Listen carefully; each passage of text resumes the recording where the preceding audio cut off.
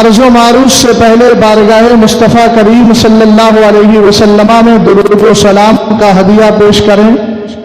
पढ़ें बाबाद बुलंद अल्लाह रब्बो मुहम्मदिन सल्लल्लाहु अलैहि वसल्लम नहनु इबादो मुहम्मदिन सल्लल्लाहु अलैहि वसल्लम सलातो व सलामन अलैका या रसूलल्लाह सल्लल्लाहु तआला अलैहि वसल्लम। कि आज ये कहा जाता है कि वहाबी और देवबंदी सुन्नी आपस में इख्तिलाफ कराते हैं, बाहम जंग करते हैं, बाहम झगड़ा करते हैं, इससे फायदा क्या होता है? तो बड़ी जिम्मेदारी से मैं जुमला अर्ज कर देना चाहता हूं कि ये इख्तिलाफ जो बयान किया जाता है, ये इसी इख्तिलाफ की वजह है कि कोई जुल्खुवैसरा तमीमी बनता है तो कोई अबू बकर सिद्दीक अकबर बनता है। बेशक ये उसी इख्तिलाफ को बयान करने का नतीजा है। कोई अब्दुल्ला इब्न उबई मुनाफिक बनता है तो कोई हजरत अबू बकर सिद्दीक अकबर बनता है, कोई उस्मान गनी बनता है। यह उसी फर्क का नतीजा है। अगर कोई सरकार का गुस्ताख बने मुनाफिकीन की सफ में आए तो कुरान कहे इज़ा जाअकल मुनाफिकून क़ालू नशहदु इन्नका लरसूलुल्लाह वल्लाहु यअलमु इन्नका लरसूलु वल्लाहु यशहदु इन्नल मुनाफिकीना लकाज़िबून। वो कहे बार बार कि हम ईमान लाए, मगर इस्लाम कहे, कुरान कहे हम नहीं मानते तुम्हारा ईमान। ला तातज़िरू क़द कफ़रतुम बादा ईमानिकुम। ईमान लाने के बाद भी तुम काफिर हो चुके हो। मगर क्या शान है सहाबा इकराम की। कुरान कहता है वइज़ा क़ीला लहुम आमिनू कमा आमनन नास। और जब उनसे कहा जाता ईमान लाओ जैसा कि लोग ईमान लेकर के आए, हमने कहा हज़रत अल्लामा सदुल्लाह फाजिल नईमुद्दीन मुरादाबादी आप भी बताएं, उर्दू जबान तक हमारी रसाई है, नाज से मुराद क्या है? तब आपने फरमाया इससे मुराद सहाबा इकराम है। पता चला ये फर्क जो बयान किया जा रहा है ये फर्क का नतीजा है।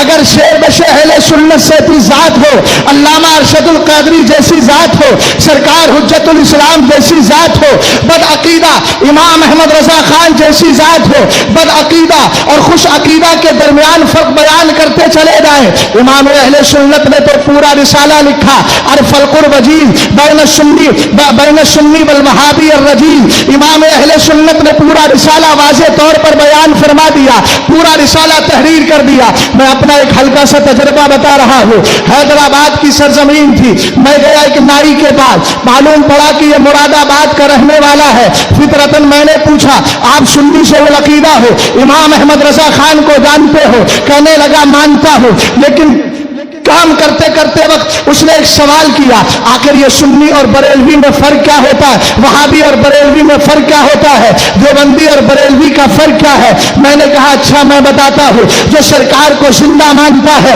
वो बरेलवी होता है, जो सरकार को मुर्दा मानता है वो वहाबी देवबंदी होता है, जो सरकार को पावरफुल नबी मानता है वो सुन्नी बरेलवी होता है, जो सरकार को बेख्तियार मानता है वो वहाबी बदअकीदा होता है, जो सरकार के इल्मे गैब पर हमले करता है वो वहाबी होता है, जो इल्मे गैब को मानता है वो सुन्नी से अकीदा हुआ करता है। हमने कहा ये फर्क है। कहने लगा अल्हम्दुलिल्लाह बात समझ में आ गई। दूसरी बात ये रद्द क्यों किया जाता है? ये आज के दौर का मसला नहीं, रद्द ही की बात है तो ला इलाहा इल्लल्लाह को पढ़ क्यों नहीं लेते? कलमे आगाज ही रद्द से हो रहा है। सिरातल मुस्तकीम सिरातल लज़ीना अनअमता अलैहिम गैरिल मग़दूबी अलैहिम वलद्दाल्लीन आप पढ़ते क्यों नहीं? सूरह फातिहा में रद्द है कि नहीं? आओ अल्लाह हजरत अबू इसहाक अस्फराइनी से पूछते हैं। आपके दौर में जब बदअकीदा लोगों की भरमार हुई, चारों तरफ से बदअकीदा पैदा हो रहे हैं, आपने पूछे का चारों तरफ उलमा की ज़बानें बंद हैं। आज जैसे सुलह कुल्लियत फैलाई जा रही है, बड़े बड़े पगड़ बांध लिए हैं, बड़ी बड़ी तारियां लगाकर, खूबसूरत क्रीम लगाकर स्टेज पर आकर बैठते जरूर है, लेकिन राफजियत की बोली देते हैं, वहाबियत की बोली देते हैं, सुलह कुल्लियत की बोली देते हैं। याद रखो ऐसा दौर था अबू इसहाक अस्फराइनी के दौर में जब बदअकीदा का रद्द नहीं हो रहा था, आपने चारों तरफ नजर डाली, पता चला कोई बोलने को तैयार ही नहीं है। तब अबू इसहाक अस्फराइनी उठे और चले जंगल की तरफ। पता चला कि मेरी कौम के उलमा ने हाथ में लोटा और हाथ में अपने जो है चटाई ले ली है, मुसल्ला और चटाई लेके پہاڑوں میں چلے گئے ہیں. ایسے گونگے صوفیوں سے بھی بچ کے رہو جو صوفیت کا لبادہ اوڑھ کے تم سے اور ہم سے کہتے ہیں بھیا ہم تو اختلام میں پڑھتے ہی نہیں. ابے پڑھے گا کیسے نہیں جب تک بدعقیدہ کو کافر نہیں مانے گا, گستاخ کو گستاخ نہیں مانے گا, سرکار کے دشمن کو دشمن نہیں کہے گا. نہ تیری صوفیت معتبر ہے, نہ تیرا تقویٰ معتبر ہے, نہ تیری پرہیزگاری معتبر ہے.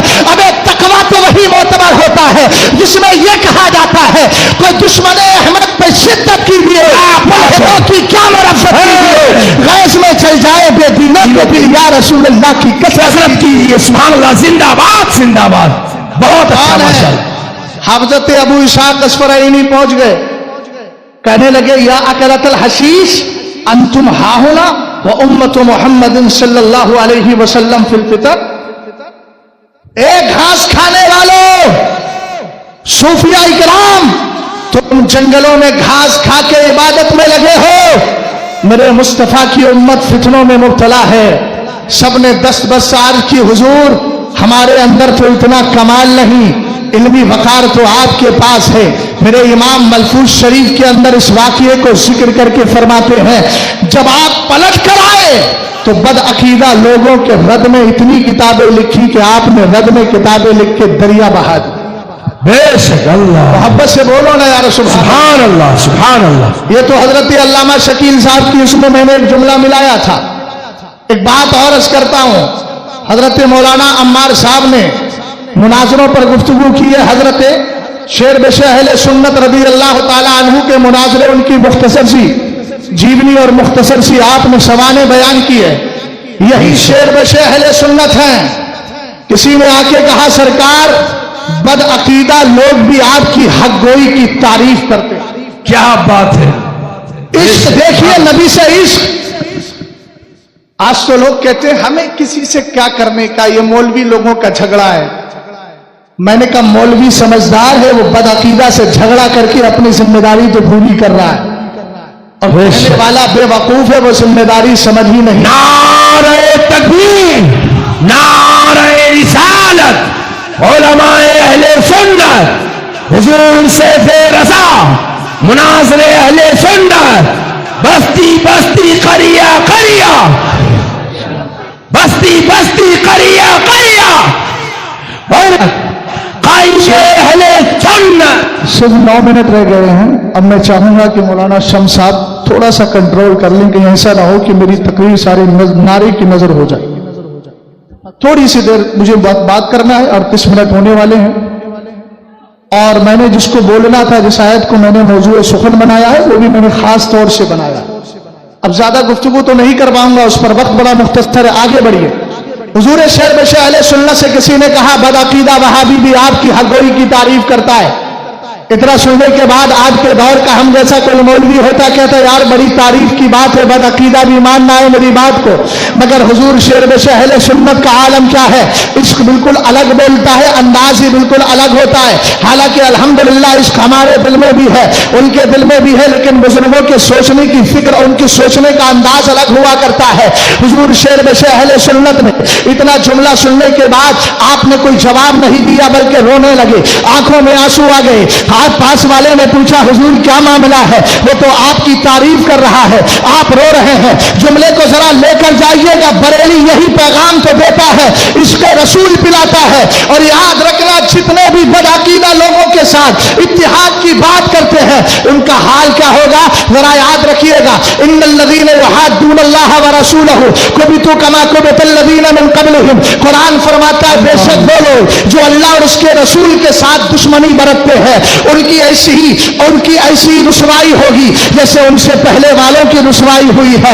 آج عزت و وقار حاصل کرنے کے لیے وہابیوں کے ٹولے میں جا کے وہابیوں جیسی بات بولنے والوں, یاد رکھنا عزت وہابی کے پاس نہیں ہے, عزت بدعقیدہ کے پاس نہیں ہے, عزت منافق کے پاس نہیں ہے. منافق کے لیے تو ان المنافقین فی الدرک الاسفل من النار. ہاں اگر عزت ہے تو قرآن کہتا ہے وللہ العزت ولرسولہ وللمؤمنین ولکن المنافقین لا یعلمون. عزت تو اللہ کے لیے ہے, عزت تو رسول اللہ کے لیے ہے, عزت تو اللہ نے ایمان والوں کو عطا فرمائی ہے, لیکن یہ منافق جانتے ہی نہیں. حضور شیر بشر اہل سنت رو رہے ہیں. پوچھا گیا حضور روتے کیوں ہے, فرمایا رو اس بات پہ رہا ہوں کہ جس گستاخ کی زبان پر میرے نبی کی تعریف نہیں آتی ہے، حشمت علی کی تعریف اس کی زبان پہ کیسے آ گئی؟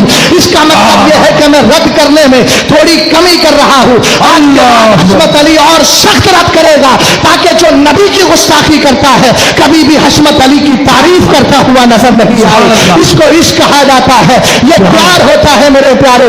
ہم کہتے ہیں امام احمد رضا خان کو پڑھو، چڑھنے کی ضرورت نہیں ہے۔ بریلی کے گرد و نواح کے حالات کو دیکھ کر میں نے آیت پڑھی تھی، حضرت مریم رضی اللہ تعالی عنہا ہے، آپ کے پاس بے موسم جو پھل آتے تھے، یعنی جاڑے کے پھل گرمی میں، گرمی کے پھل جاڑے میں آتے تھے۔ حضرت زکریا آپ کے خالو پوچھنے لگے اے مریم یہ تیرے پاس کہاں سے آتے ہیں؟ آپ نے کہا یہ اللہ کی طرف سے آتے ہیں، یہ کرامت کا ثبوت ہے۔ آپ کتابیں پڑھیے، کرامات الاولیاء حق، ولیوں کی جو کرامتیں ہیں وہ حق ہے۔ آج بریلی شریف کو اس اعتبار سے بھی دیکھا جاتا ہے، ہمارے یہاں کچھ ہیں جاہل پیر جن کا عالم یہ اور کچھ مولوی ان سے بھی تعلق رکھنے میں دریغ نہیں کرتے ہیں۔ حال بڑا عجیب و غریب ہوتا چلا جا رہا ہے، بس پیسہ مل جائے دگا پیر ہو کے لگا پیر ہو، چاہے مسلک کا باغی ہو کے مخالف ہو، بس اس کی تعریف کرنا، اس کے اسٹیج پہ چلنا جو ان کی خصلتیں بن گئی ہے۔ مگر کہتا ہوں یاد رکھنا، امام احمد رضا خان کو مانو تو پیسہ کمانے کے لیے نہیں، اپنا ایمان بچانے کے لیے مانو، انشاءاللہ کمال میں اعلیٰ حضرت امام اہل سنت کا پورا گھرانہ آپ دیکھیں میرے مرشد تاج الشریعہ تک اگر معیار کرامت بنا رہے ہو تو کرامتیں کتنی اس خاندان سے صادر ہوئی ہے۔ کرامت اولیاء حق ہے اور اس پر ایک نہیں بہت ساری دلیلیں ہیں۔ ابھی ہمارے پڑوسی ملک میں ایک بد عقیدہ شخص نے قرآن پاک کی آیت کریمہ قال عفریت من الجن انا آتیک بہ قبل ان تقوم من مقامی، جو اعلیٰ حضرت نے ترجمہ کیا کہ ایک خبیث جن بولا، اس پر اتنا وابیلا مچا لیا ان کمبختوں نے، کہا کہ وہ سلیمان کا جن تھا، وہ تو صحابی تھا۔ امام احمد رضا خان نے صحابی جن کے لیے خبیث جن کا ترجمہ کیا ہے۔ میں آپ اہل علم سے پوچھنا چاہتا ہوں کیا کسی کا زمانے میں پایا جانا نبی کے یہ صحابیت کی دلیل ہے؟ نہیں نہیں، صحابی ہونے کے لیے ایمان لانا بھی ضروری ہے۔ درود پاک پڑھ لیجیے، اللہ رب محمد سلام علیک یا رسول اللہ صلی اللہ تعالی علیہ وسلم۔ حضور تاج شریعت کے والد سرکار مفسر اعظم علامہ ابراہیم رضا خان، ان کے والد حضور حجت الاسلام، ان کے والد اعلیٰ حضرت حافظ کاظم صاحب، ان کے والد حضرت مولانا اعظم صاحب علیہ رحمت و رضوان کے حوالے سے عرض کرتا ہوں، ان کی عادت کریمہ تھی کہ وہ اپنے والد حضرت مولانا آج سے مطالعہ کر لیجیے اور ایک حدیث ذہن میں رکھیے، سرکار فرماتے ہیں رب اشس اکبر عزی تمرین لا یبغ به لو اقسم علیہ، داڑھی پہ خاک لگی ہے دیکھ کر لوگ کہتے ہیں کوئی دیوانہ یا پاگل آ رہا ہے، لیکن جب وہ اللہ کی بارگاہ میں قسم کھا لیتے ہیں اللہ ان کی قسموں کو پورا فرما دیا کرتا ہے۔ حضرت حافظ کاظم صاحب کہتے ہیں میں اپنے والد صاحب کی بارگاہ میں ہر جمعرات کو دیدار کرنے جاتا، ایک دن میں گیا، میں نے دیکھا جاڑے کا موسم ہے، آگ جل رہی ہے، آپ اس کے سامنے بیٹھے ہوئے ہیں، لیکن جاڑے کا لباس آپ نے نہیں پہنا ہے، آپ نے فوراً اپنے اوپر سے دوشالہ اتار کر اپنے والد کو دے دیا، آپ نے جیسے ہی اپنے جسم پہ ڈالا اور اس کو فوراً ہٹا کر کے آگ میں پھینک دیا،